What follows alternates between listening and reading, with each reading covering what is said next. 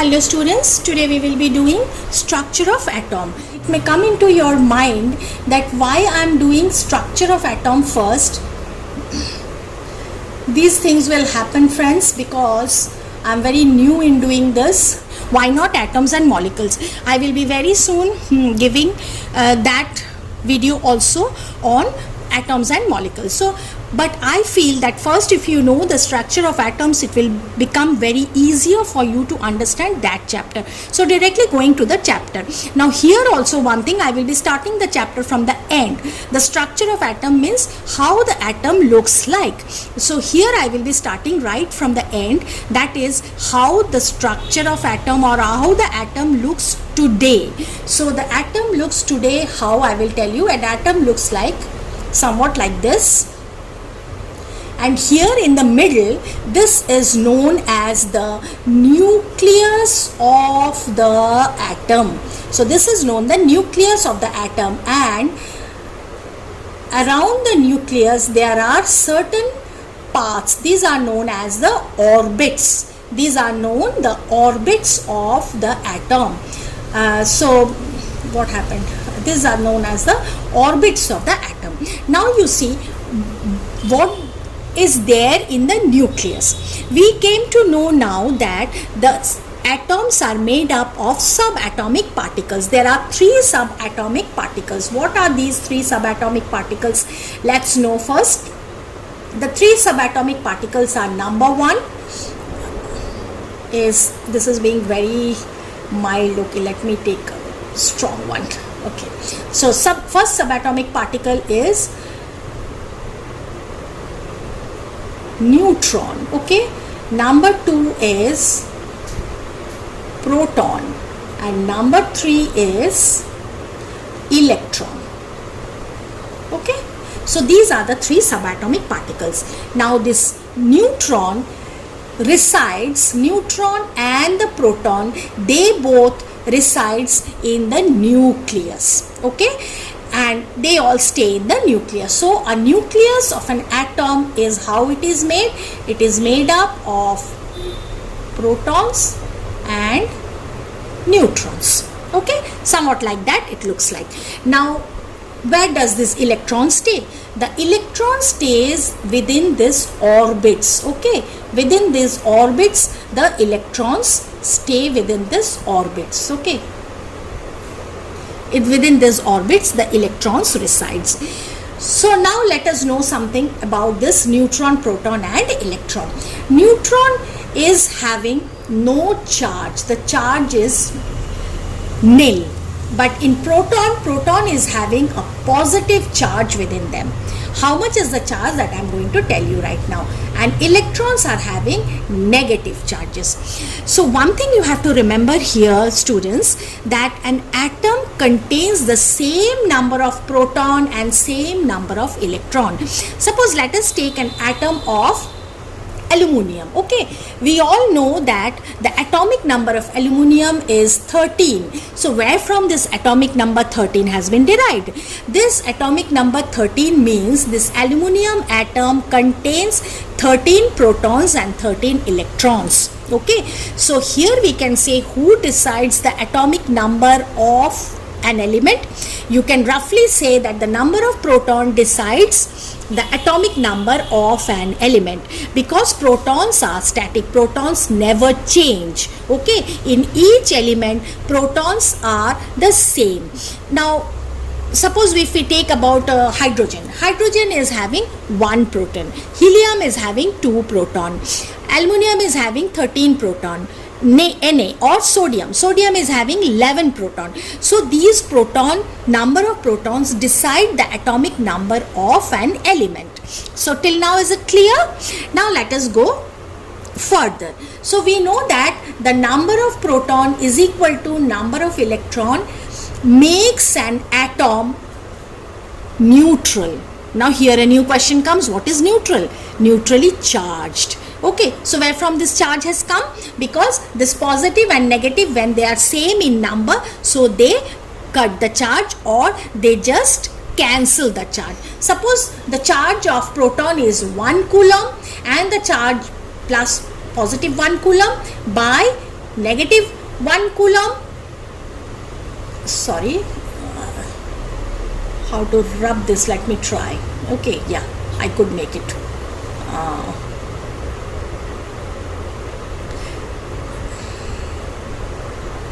Now see, 1 coulomb proton, that is positive, by 1 coulomb charge of negative. Now what is this coulomb?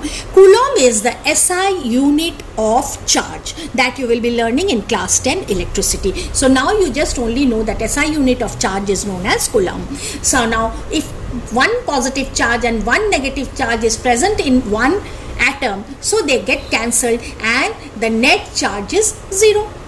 Okay, so neutrons do not have any charge and protons and electrons have the same coulomb of charge. One is positive and the other is negative. So an atom is neutral, or an atom, there is no charge in an atom. So this question comes, why atoms are neutral in charge? Because they have same numbers of proton and same number of electron, providing the same number of positive, same coulomb of positive and negative charges. That is the reason an atom is electrically stable or electrically neutral. Okay, charge wise it is neutral. Okay, now here let us go to the next one. We knew about the charge now. So let us talk about the mass. Okay, so what is a mass? Let's see. We said that this is an atom. This is an atom. Okay. So where the subatomic particles are staying by this time you must be knowing. So this is proton, and this is an electron, and this is neutron. Okay, now the spelling of neutron is galat. Okay. Achha, now see, the proton is having a mass of 1 U.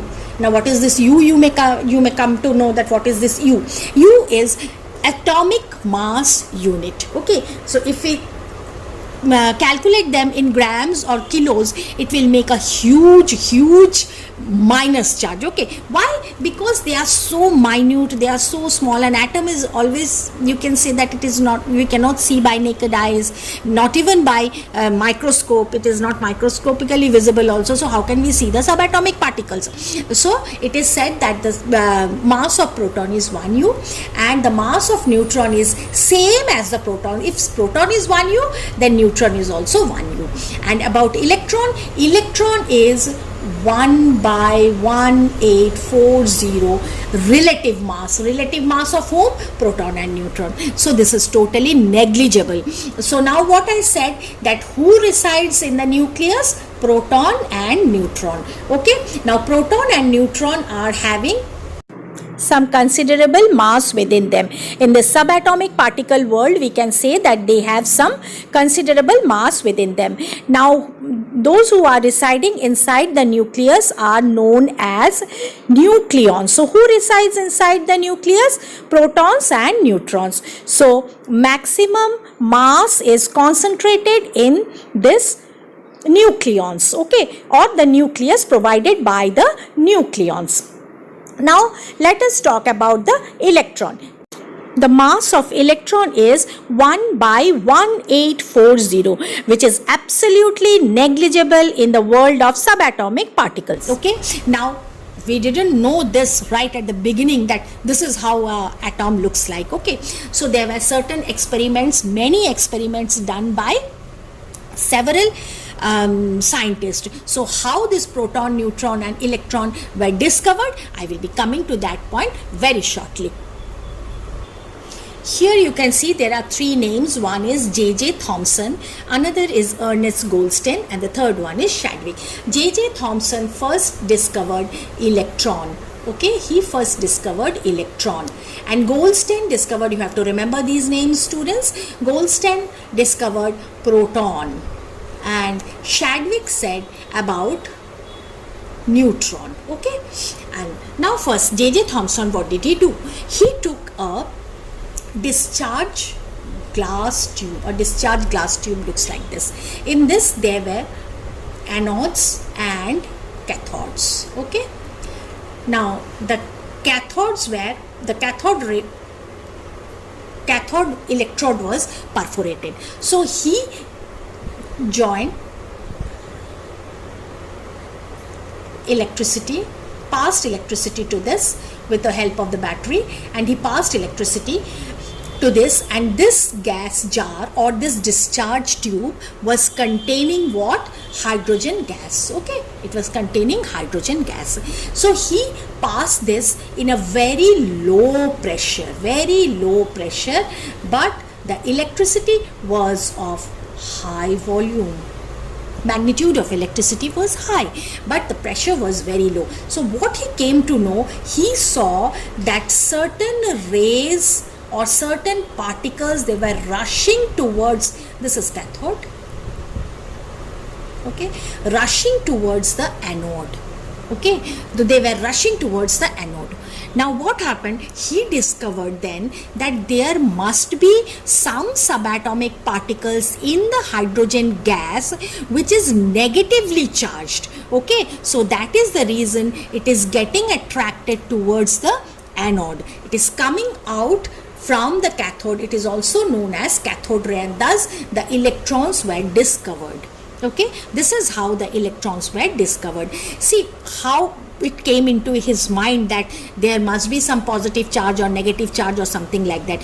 All of you must done this experiment, that when you comb your hair with a comb, and after that if you take that comb near some bits of paper, that comb attracts the paper. So where from this attraction is coming, there must be some charge in that. So that is the reason negative and positive getting attracted to each other. This made J.J. Thomson to find out that what are the subatomic particles there within an atom which is carrying charge. So he found out from the cathode ray that there is a negatively charged subatomic particle present in the atom which is known as electron. He named them as electron. This is how electron was discovered by J.J. Thomson. And J.J. Thomson has given a model of this atom. His model was very interesting. We'll just let you know that how his model was.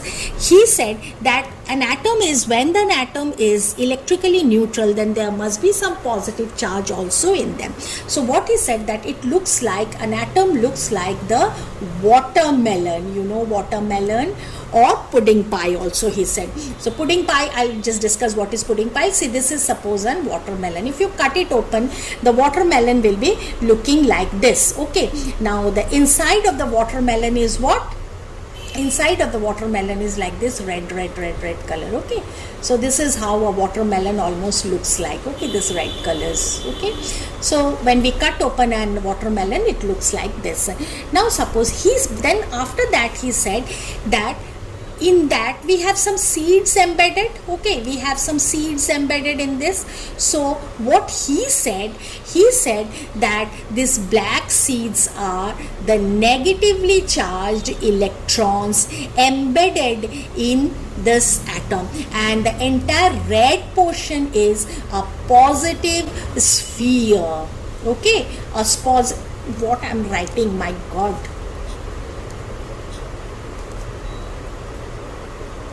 Positive गोला समझ लो, हाँ, एक गोल जैसा होता है positive sphere.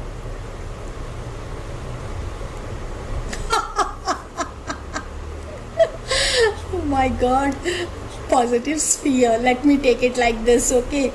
I don't know, ये अपने आप होता है क्या? अपने आप तो नहीं होना चाहिए ना. Okay, positive sphere. ठीक है. It looks like the positive sphere. So this is also automatic change होता है कि नहीं, I really don't know, or I don't know the spelling of the sphere maybe. So see, this is how he said that like a watermelon this atom looks like. Okay, now see, there are certain drawbacks in this, but the very important thing what he said, that an atom is electrically neutral, charge wise it is neutral, because the same number of positive sphere is having the same number of negative electrons within it to cancel the charges. Okay, that is what he said. And second thing, he said that the atoms are spherical. Okay, this is a very important observation was done by J.J. Thomson. Okay, and then came another scientist who did a devastating experiment, that is Rutherford. Okay, so let us talk about Rutherford now. Now, what did this Rutherford do? Rutherford took a sphere like this, which is made up of zinc sulfide. Okay, now see, he took a gold foil here. Okay, this is said Rutherford's gold foil experiment. It is said that gold foil experiment of Rutherford. Now everything the pen wrote right. Acha, see what he did. Now Rutherford took, he also said that alpha particle experiment of Rutherford. Now let us see what is alpha particle. See, alpha particle, this is a Greek word, alpha particle. This is the alpha denotation is done like this. This is alpha.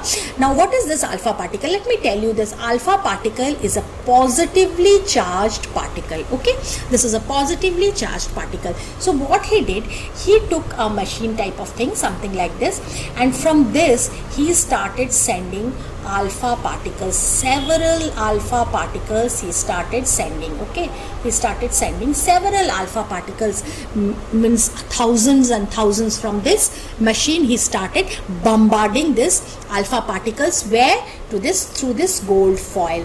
So he saw some observation was there. So what he saw, that maximum, and why he has used this ZNS, because he used this ZNS. So here you see, there will be, if the alpha particles hit them, there will be some impressions, okay, or some signs will be there. That is the reason he has used this zinc sulfide. Now let us see what his observations were. His main observations that he found was that maximum of the particles, what happened, they went straight.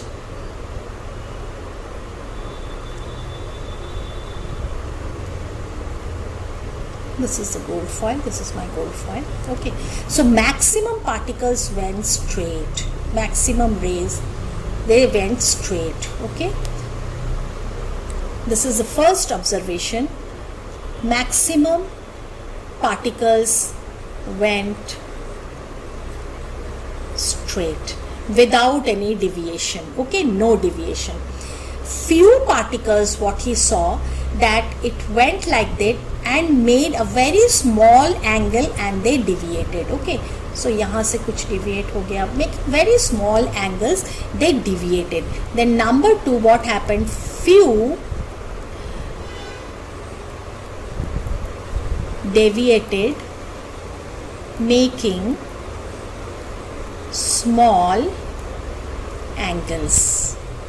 Okay, this was his second observation. And the third observation was a vital observation that he saw, was that few, very few, it is said that if 12,000 particles were sent, only one by 12,000. In some books it has been given 22,000 or 15,000 like that, but okay, you just can find out that that really doesn't make much difference.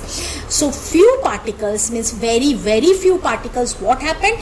They made a 180-degree backward motion, means they went like this and they came back in the same path. Very, very few. Okay, so here we can say that very, very few came back or rebounced at 80-degree angle. Okay, so they just rebounded back. Okay, so now let us see. Here may be one question in your mind, that why gold has been taken, not aluminium. Okay, there may be a question also like that. From examination point of view, it is a question. So we can say that gold foil, the malleability of gold foil, we know that metals are malleable. What is malleable? That we can put them into fine sheets, okay? So which is not possible with other matter or other elements. So gold is having the maximum malleability in it, okay? So it can be made into a very, very fine sheet. Okay, so when it is made in a very fine sheet, then this experiment was possible in doing. If you would have done with aluminium or copper, maybe this would have been very thick one, not that thin as the gold. So the experiment would not have been taken place as it has taken place effectively now in gold foil. Okay, now let us see what did this experiment prove. Okay, the first point went straight. Okay, so let us take a gold foil like this. Let us take a gold foil. Now see, if we take a gold foil like this, suppose we are making it highly zoom of this gold foil. So here are the atoms of gold. We are taking here 3 layers. It can be 7 or 8 layers. Okay, so what happened? The first thing went straight. Okay, maximum went straight. So this proves that there is enough empty space. So this proves that empty space within the atom, enough empty space within the atom. And second, few deviated by taking small angles. Okay, small angles. So what does this mean? This means that there is some positive charge somewhere there which is making this deviation. Okay, because alpha particles we know are positive charge. We know that positive charges repel. Okay, the positive charges, when they, like charges, repel. When they come closer, they repel. So alpha particles are positive charge thing. So when they are repelling means somewhere near there would have been some positive charge. Okay, so this says that, second point says that some positive charge is present. Okay, now the third one, very few, what happened? They went and they again came back in the same path. Okay, so what does this means? This means that there is a point where, very few, I said very few, there is a point where which is having some mass which is hard, and number 3, vital, which is positively charged. Okay, it is positively charged. So this is how, these are the 3 very important observations were made by Rutherford. By this we can say that how our atom looks like today was based on this experience or this experiment. Okay, so let us see now that how this, we can say that how this happened. Okay, now see,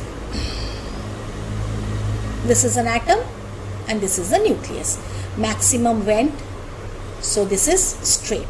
Those who are coming in close to this or those who are coming, they are either deviated. Okay, a little bit of deviation there, because alpha particles are positively charged and here in nucleus we have some positive charge, but few, the one which is going straight is coming back. It's not going this way, it is just coming back again. So in this center there must be the nucleus containing the positive charge as well as some mass. This mass is negligible though to us, but in subatomic particles world this mass is really considerable. Okay, so this is how we came to know that. And see, you can say that what happened to the electrons? You said that electrons were roaming around. So electrons would have attracted these alpha particles. But what happens, you know, the electrons are having no mass almost, first of all, and they are, now we came to know that they are keeping moving. Okay, so when they are moving around, so it's not possible, they are in motion, so it is not possible for them to attract. The moment it is attracting at this point, it is moving at this point. So attraction do not take place. In the meantime, the particles pass through. Okay, this is how the positioning of the electrons did not do any amountable change or any amountable impression in this experiment. This is how the Rutherford's gold foil experiment let us know how atoms look like. This is a very important portion of the chapter, so please do study it properly, and if you have any questions you can always ask me. Okay, I will be answering them at any point of time.